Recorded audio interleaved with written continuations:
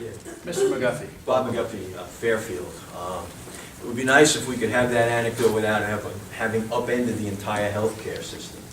In August and September of '09, Jim, at least 2 teams of conservative grassroots people sought and received private meetings lasting up to an hour with you in your Stamford office to discuss the pending Obamacare bill. They had it in their hands, it was well marked, they all read it.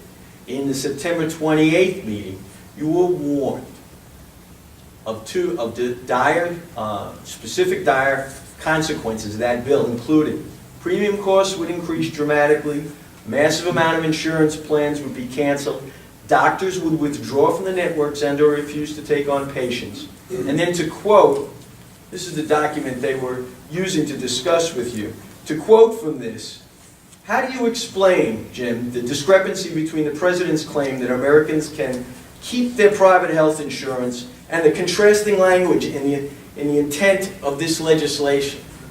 They knew. From their discussion with you, it was obvious at that point you hadn't been through the bill. It also contained a warning on the IPAB, the Independent Payment and Advisory Board, the boards of protocol and efficacy that would rule on care for seniors, pejoratively known as the death panels. They showed you where they were in the bill. It's all come true. You and your entire party in '09 were telling the country of 2 major problems. 1 was pre-existing conditions, 2 was availability and affordability. There were no hearings held on the bill. The Republicans were shut out of the process. Those problems were unsolved. Instead, the entire healthcare system was upended. And you know that. You didn't need 2,300 pages to solve 2 problems. The only 2 that you guys ever talk about are those 2. Instead, you basically set up a takeover of 16% of the economy. You know it. I understand that. Which 2 issues are you talking about? Pre-existing conditions and availability. It would have been nice if they would have had some hearings and if they would have written legislation about those 2. Instead, they upended the entire healthcare system in this country, making small businesses cut down their people, under 50 people, making businesses cut down to under 30 hours, upending, pushing people off. What price are you going to pay for that? What price are you willing to pay for that? I would suggest you resign your office for coming out and lying to us like that.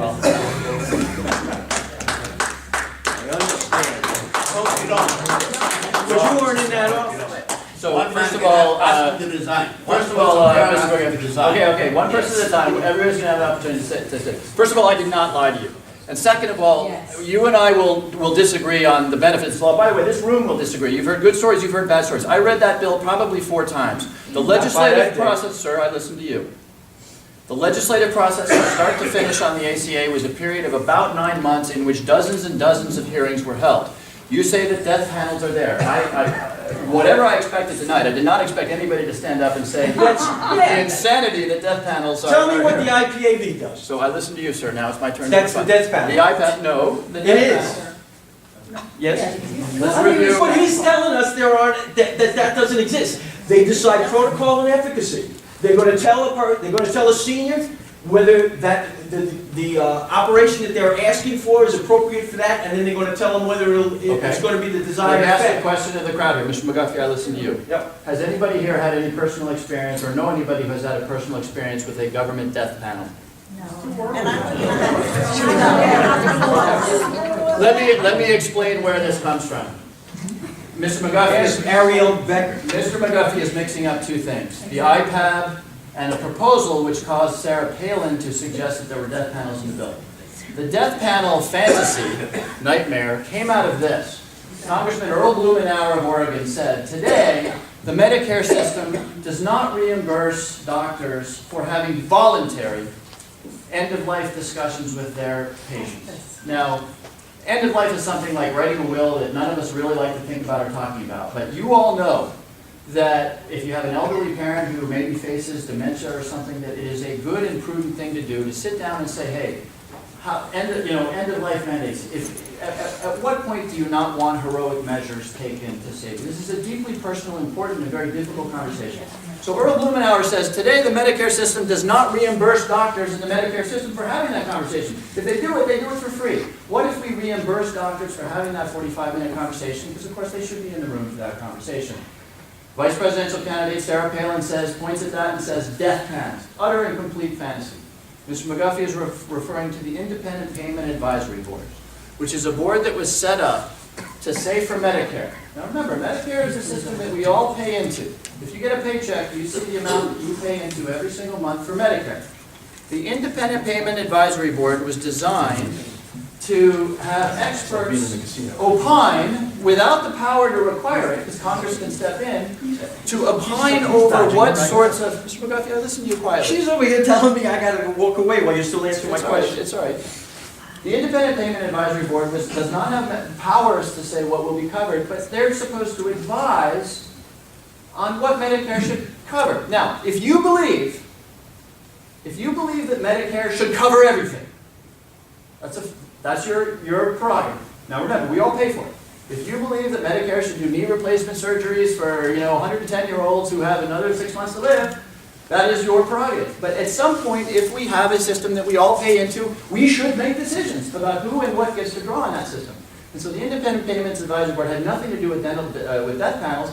It was there to advise the Medicare authorities on what should and should not be covered by Medicare. Now remember, if they say, to use my previous somewhat silly example, that doesn't get covered, you as an individual can still choose to pay for it yourself. Now, I'm going to leave it there because, Mr. MacGuffie, you and I have had a lot of conversations about this, and I understand that, that you don't like the ACA, and I also am telling you that I understand it's done some very good things, and it's done some tough things. I think upending the entire medical system is a little bit of an overstatement, to say the least. You do, huh? I do, but I will tell you this, too, that my responsibility is to represent my constituents.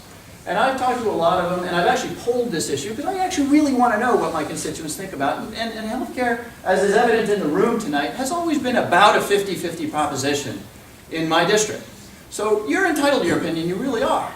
But it's not like 90% of my constituents feel like you do, and that I have blatantly ignored them. You were told by many people what was going on here. Today you apologize for problems in the Health Care Act. Like you're telling us, you're saying, I apologize for a cloudy afternoon. Well, meanwhile, a tornado has run through our lives. We all read about it, we all see it. All right? Thank you, Mr. McGuffie. You're welcome. Thank you, Good to see you again. sir.